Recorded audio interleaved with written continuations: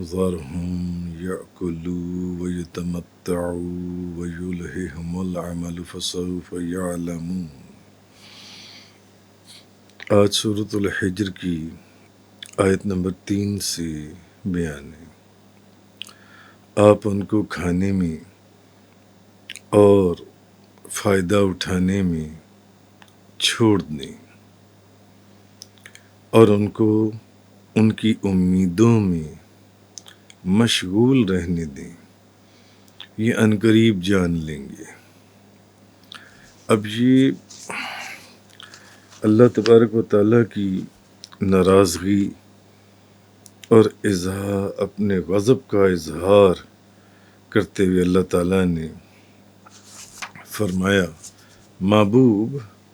ذرہم یأکلوا ویتمتعوا ویلہہم العمل فسوف یعلمون۔ ان کو کھانے میں اور فائدہ اٹھانے میں چھوڑ دیں، ان کو ان کی امیدوں میں مشغول رہنے دیں، یہ عنقریب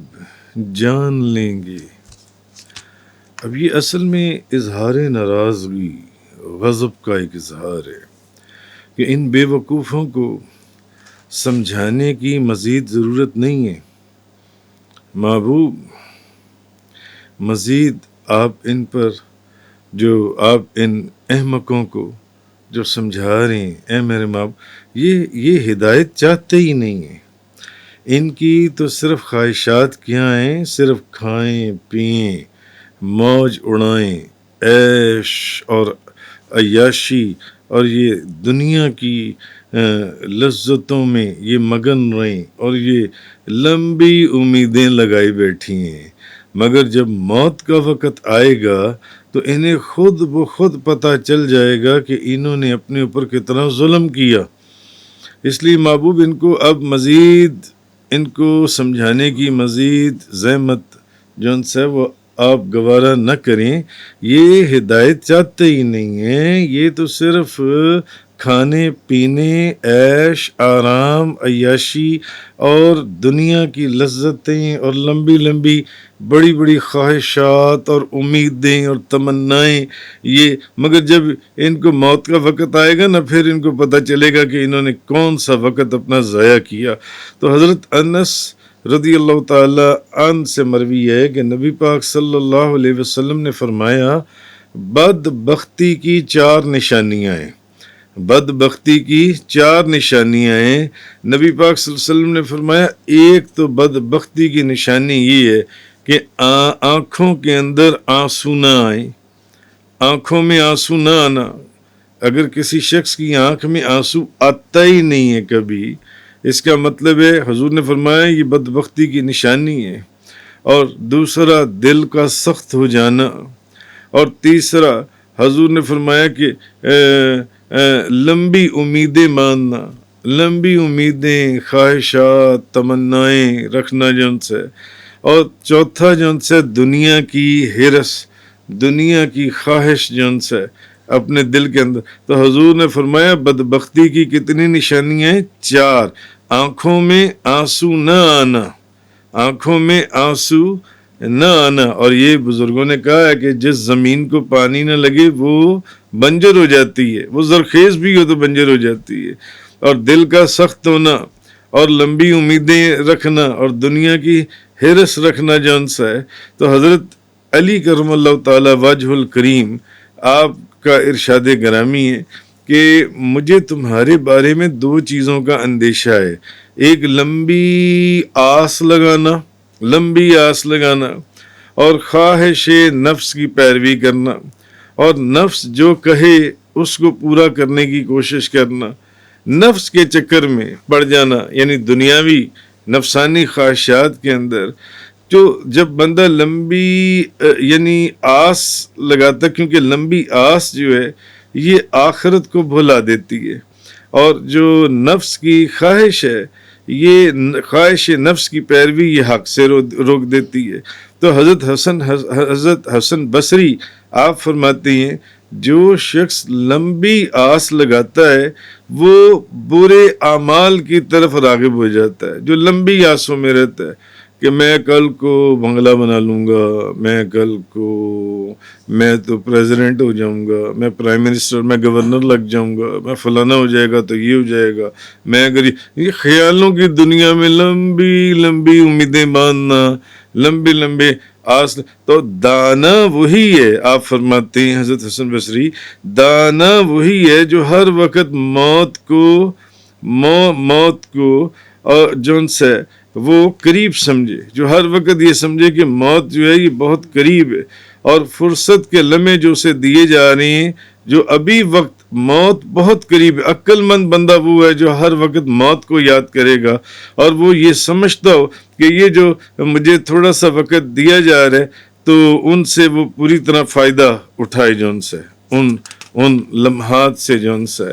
تو ام الولید بنت عمر بیان کرتی ہیں کہ ایک دن نبی پاک صلی اللہ علیہ وسلم آپ تشریف لائے تو آپ نے فرمایا اے لوگو کیا تم حیا نہیں کرتے؟ تو مسلمانوں نے یعنی صحابہ کرام نے کہا یا رسول اللہ کس چیز سے؟ حضور نے فرمایا کیا تم حیا نہیں کرتے؟ تو صحابہ کرام مسلمانوں نے پوچھا یا رسول اللہ کس چیز سے؟ آپ نے فرمایا تم ان چیزوں کو جمع کرتے ہو جن کو کھا نہیں سکتے، اور ان مکانوں کو بناتے ہو جس میں تم رہو گے ہی نہیں، جن میں تم رہ نہیں سکتے ہمیشہ ہمیشہ، تم نہیں ان میں رہو گے، اور تم ان چیزوں کی امید رکھتے ہو جن کو تم پا ہی نہیں سکتے، تم ان چیزوں کی امید رکھتے ہو۔ آپ نے دیکھا اکثر لوگ خیالوں کی دنیا میں رہتے ہیں، ان قریب میں تو گورنر بن جاؤں گا، میں پریزیڈنٹ بن جاؤں گا، میں پرائم منسٹر لگ گیا تو میں یہ کر دوں گا، میں ڈی آئی جی ہو گیا تو میں نے فلانا کر دوں گا جو ان سے، میں اتنا امیر ہو گیا تو میرے جہاز چلیں گے جو ان سے۔ تو نبی پاک یعنی اکثر لوگ خیالوں کی دنیا میں بڑی بڑی امیدیں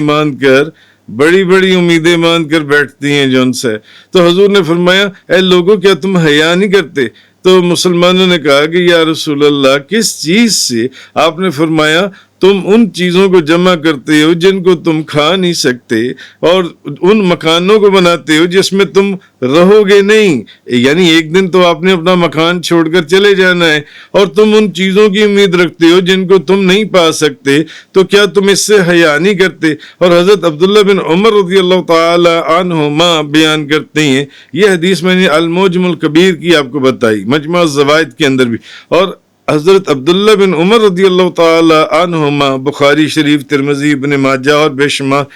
کتابوں کی حدیث، آپ فرماتے ہیں حضرت عبداللہ بن عمر کہ رسول اللہ صلی اللہ علیہ وسلم نے میرے دونوں کندھوں کو پکڑ کر فرمایا، فرمایا دنیا میں اس طرح رہو جیسے تم مسافر ہو،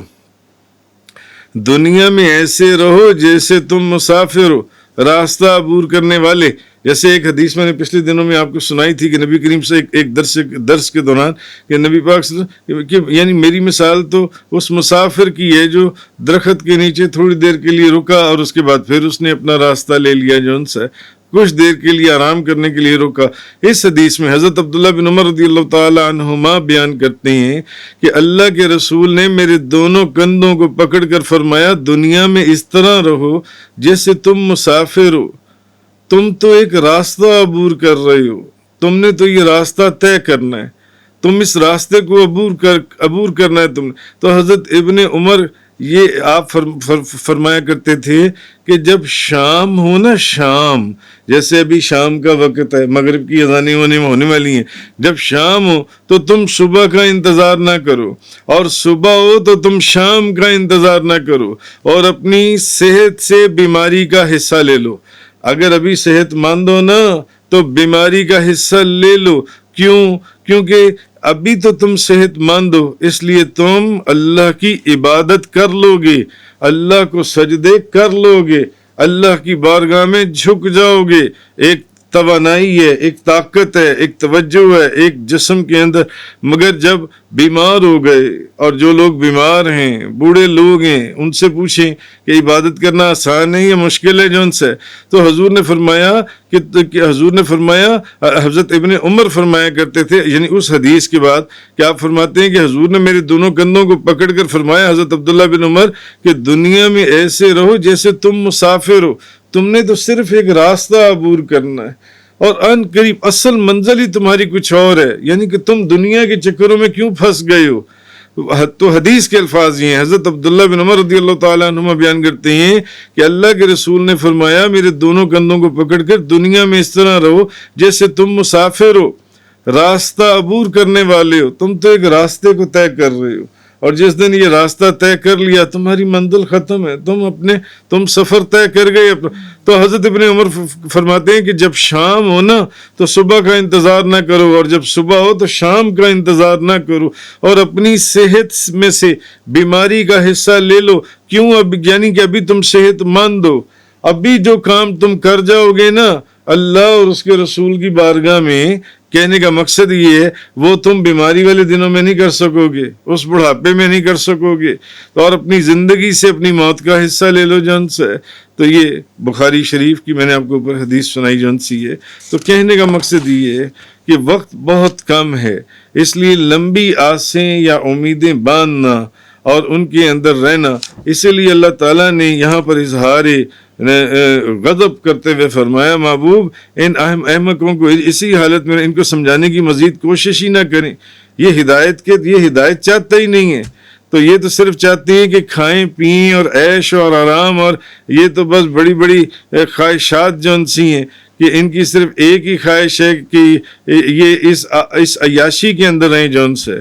تو مگر ان کو ان قریب پتہ چل جائے گا کہ انہوں نے اپنی زندگی میں کتنا ظلم کیا۔ مگر کہنے کا مقصد یہ ہے کہ یہ جو میں نے احادیث آپ کو سنائی ہیں، تو نبی کریم صلی اللہ علیہ وسلم یعنی آپ کا فرمانا یہ نہیں ہے، اس میں ایسا نہیں ہے کہ ان امیدوں سے مراد انسان جو ہے وہ فیوچر اپنے مستقبل کے لیے کوئی منصوبہ ہی نہ بنائے۔ ان امیدوں سے کوئی بندہ یہ سمجھ جائے کہ شاید اسلام ہمیں منع کر رہا ہے، اللہ اور اللہ کا رسول ہمیں منع کر رہا ہے کہ نہیں کوئی امید نہیں رکھنی، کوئی بڑے منصوبے نہیں بنانے، کوئی بڑے جو انسان جو اپنی زندگی کی پلاننگ ہے وہ نہیں کرنی۔ ان حدیثوں سے تو یہ پتہ چلتا ہے نہیں، اصل بات سمجھنے کی ہے، اور سمجھنے کی بات یہ کہ نبی پاک صلی اللہ علیہ وسلم نے کیا حج کے لیے منصوبہ نہیں بنایا، کیا عمرے کے لیے منصوبہ نہیں بنایا، کہ ہم اس مرتبہ چلے جائیں گے صلح حدیبیہ کے جو واقعہ ہوا تھا، اور پھر ہم آئندہ سال آئیں گے اور صرف 3 دن یہاں پر رہیں گے اور پھر چلے جائیں گے جون سے۔ پھر حضور نے کیا جہاد کے لیے منصوبے نہیں بنائے جون سے؟ جب آپ پھر غزوہ موتا کی طرف جب آپ نے لشکر بھیجا تو آپ نے اس کا امیر حضرت زید بن حارثہ کو بنایا، اور پھر آپ نے اس کا بھی فیوچر کا ایک منصوبہ بنایا۔ آپ نے فرمایا کہ اگر وہ شہید ہو جائیں تو پھر حضرت جعفر بن ابی طالب کو امیر بنا دینا، اور اگر وہ بھی شہید ہو جائیں تو حضرت عبداللہ بن رواح کو امیر بنا دینا۔ تو اسی طرح مفسرین فرماتے ہیں کہ جب بہت زیادہ ایک مال غنیمت، خوشحالی، مسلمانوں کے اندر خوشحالی آئی، تو آپ نبی پاک صلی اللہ علیہ وسلم اپنی ازواج مطہرات کو ایک سال کا لنگر شریف، اناج وغیرہ ایک سال کا اکٹھا جو ان سے وہ مہیا فرما دیتے تھے۔ تو کہنے کا مقصد یہ ہے کہ مستقبل کے لیے جن منصوبوں، جن خواہشات، جن تمناؤں سے منع کیا گیا وہ اور کانٹیکسٹ میں، مستقبل کے لیے کوئی چیز بچا کے رکھنا کہ یہ کسی چیز کو سنبھالنا یا کوئی منصوبہ بنانا جو ان سے ہے، اور امیدیں رکھنا، یہ امید رکھنا کہ مستقبل میں جیسے آپ نے فرمایا آئندہ سال عمرہ اس طرح، پھر حج اس طرح، پھر 1 سال کا اناج، یا پھر کہ جنگوں کی جو پہلے سے تیاریاں ہوتی تھیں مستقبل کے لیے جو ان سے، تو یہ اسلام میں مطلقاً ممنوع نہیں ہے۔ یہ ایسا نہیں ہے کہ یہ گناہ ہے یا یہ ممنوع ہے، بلکہ ممنوع کیا چیز ہے یا گناہ کیا چیز ہے کہ انسان دنیا کمانے کے لیے جو چیز اللہ پاک نے فرمائی ہے ان کو کھانے پینے، ان کو کھانے پینے میں لگا رہنے دیجئے، ان کو عیش و آرام کے اندر لگا، یہ حق بات سمجھنے کے ہیں ہی نہیں، ان کی عقل ہی ختم ہو گئی، یہ احمق لوگ ہیں، یہ صرف اوپر اوپر سے باتیں سنتے ہیں، مگر جب اٹھ کر جاتے ہیں تو ان کی حالت پھر وہی دنیا کے اندر ملوث ہوتے ہیں جو ان سے ہیں۔ تو اصل ممنوع کیا چیز ہے؟ ممنوع یہ ہے کہ انسان صرف دنیا کمانے کے لیے، دنیا کی عیش اور آرام کے لیے، دنیا کی زیب اور زینت کے اندر مشغول ہونے کے لیے وہ ان منصوبوں کو بنائے، یا ان امیدوں کو رکھے، یا یہ تمنائیں کرے، یا یہ مستقبل کے پروگرام بنائے جو ان سے، لیکن آخرت کی طرف اس کی کوئی توجہ نہ ہو جو ان سے۔ لیکن جب انسان کا مقصد صرف آخرت ہو اور دنیاوی امور، جو دنیا کے اندر وہ جو کچھ بھی کر رہا ہے، مقصد اس کا یہ ہے کہ آخرت کے اندر وہ کامیاب ہو جائے، آخرت کے اندر اس کو ثواب مل جائے جو ان سے۔ اب حضرت عمر رضی اللہ تعالی عنہ فرماتے ہیں، حضرت عمر رضی اللہ تعالی عنہ آپ فرماتے ہیں کہ میں نماز میں بھی لشکر کی صفیں درست کر رہا ہوتا ہوں، میں نماز کے اندر بھی لشکر کی صفیں ترتیب دے رہا ہوتا ہوں، حالانکہ پڑھ نماز رہے ہیں مگر سوچ کس کا رہے ہیں کہ لشکر کا یہ لشکر روانہ کرنا ہے، اس لشکر کی صفیں کس طرح ترتیب دینی ہے، اس کا امیر کس کو بنانا ہے، اس کی تیاری کس طرح کرنی ہے، یہ جنگ کہاں پر لڑی جانی ہے۔ فار ایگزامپل کہنے کا مقصد یہ کہ نماز کے اندر بھی وہ یہ نہیں سوچ رہے کہ نماز کے اندر بھی کہ میں نے معاذ اللہ، جیسے آج لوگ نماز کے اندر بھی وہ یہ سوچ رہے ہیں کہ میں نے 2 کو 4 کیسے کرنا ہے، 4 کو 6 کیسے کرنا ہے، میں نے رشوت کہاں سے لینی ہے، میں نے جھوٹ کہاں پر بولنا ہے، میں نے رزق حلال کھانا ہے یا نہیں کمانا۔ یہ خیالات یا یہ امیدیں، یا میں کل کو گورنر لگ جاؤں گا، میں یہ کروں گا، میں فلانا کروں گا، یہ خیالات اور یہ امیدیں، مستقبل کی تیاریاں، یہ ممنوع ہیں، یہ غلط ہیں۔ مگر نبی پاک صلی اللہ علیہ وسلم نے کیا آخرت کے لیے وہ تیاریاں نہیں کی جو میں نے آپ کو اتنی مثالیں دی ہیں جو ان سے ہیں؟ حضرت عمر فاروق کی مثال آپ کے سامنے ہے کہ میں نماز میں بھی لشکر کی صفیں ترتیب دیتا ہوں۔ حضرت عثمان بن عفان، حضرت عبد الرحمن بن عوف اور بے شمار صحابہ کرام بہت زیادہ مالدار تھے، مگر کیا ان کا مال دنیا کے لیے تھا؟ سارے کا سارا مال ان کے کمانے کی جو خواہش یا ان کے کمانے کی جو لگن یا مستقبل کے لیے جو کاروباری منصوبے تھے، وہ صرف اور صرف کس کے لیے تھے؟ اللہ اور اللہ کے رسول کے لیے، اللہ اور اس کے رسول کے دین اور دین اسلام کی ترقی کے لیے۔ ان کی جتنی بھی وہ کاروباری مصروفیات تھیں وہ اس لیے تھیں جان سے۔ تو اگر کوئی شخص مال کمانے کے لیے تجارتی منصوبہ بنائے اور اس میں کامیابی بھی رکھے، لیکن اس مال کو وہ دین کے لیے خرچ نہ کرنا چاہے، تو پھر وہ جگہ جون سی ہے وہ چیز ممنوع ہے، ایسے منصوبے ممنوع ہیں۔ اسی طرح ایک بندہ اعلیٰ تعلیم حاصل کرتا ہے، وہ بندہ یورپ کی یونیورسٹی سے پڑھ کر آتا ہے، اعلیٰ یونیورسٹی سے تعلیم حاصل کر آتا ہے، مگر اس کا مقصد اس کے اس تعلیم کو فقط اور فقط اللہ اور اس کے رسول کے دین کی حفاظت، ترقی اور کامیابی اور درود و سلام کی صداؤں کو بلند کرنے کے لیے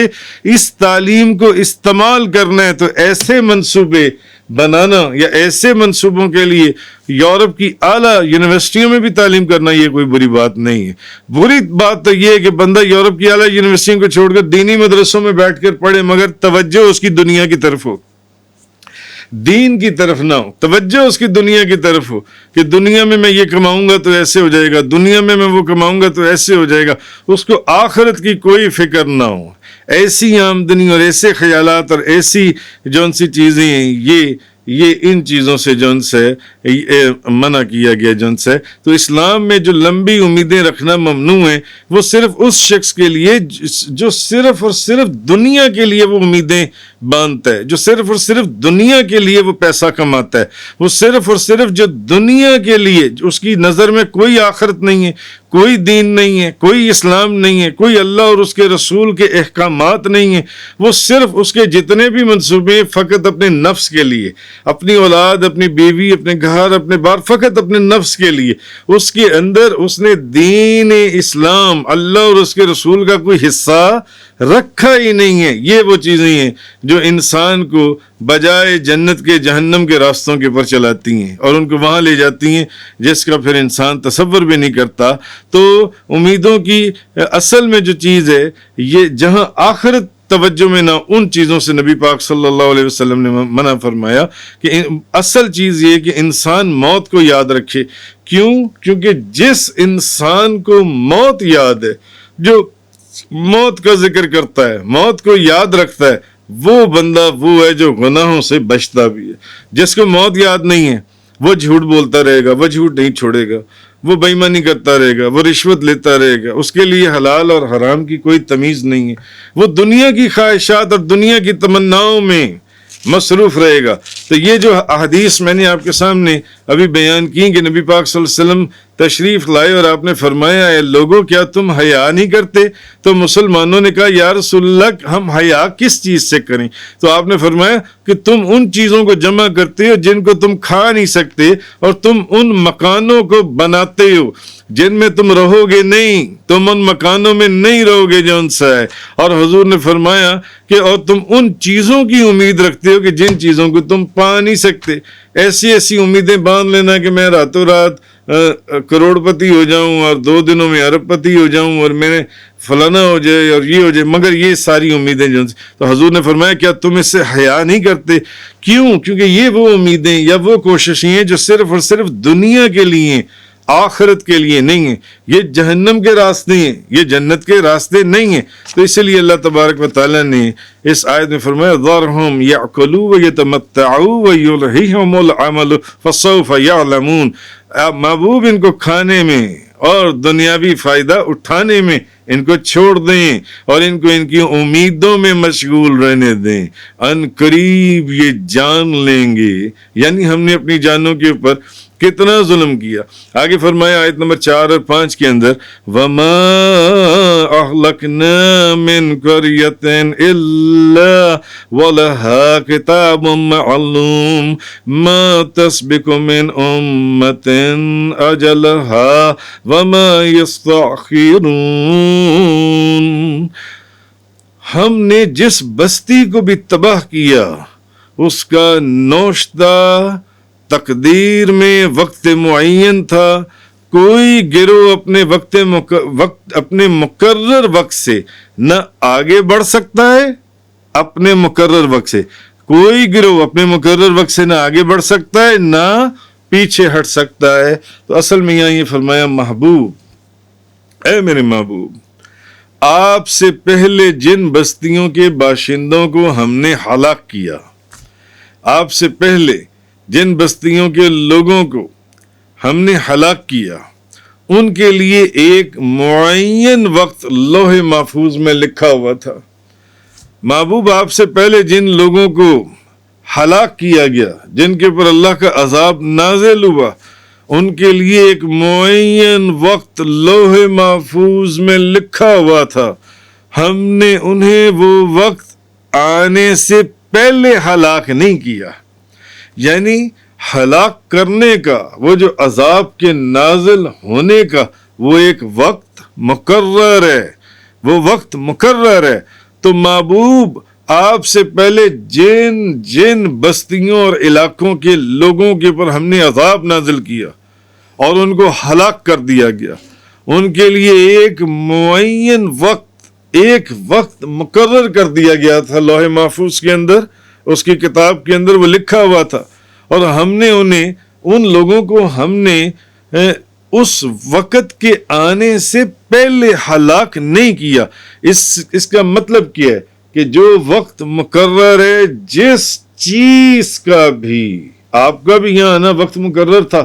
کہ آپ سب لوگوں نے درس قرآن سننے کے لیے آنا تھا، ہر چیز کا اللہ نے ایک وقت مقرر کیا ہوا ہے۔ حضور نے فرمایا کس نے آنا تھا، کس کے اوپر عذاب نازل ہونا تھا، کس کے اوپر عذاب نازل نہیں ہونا تھا،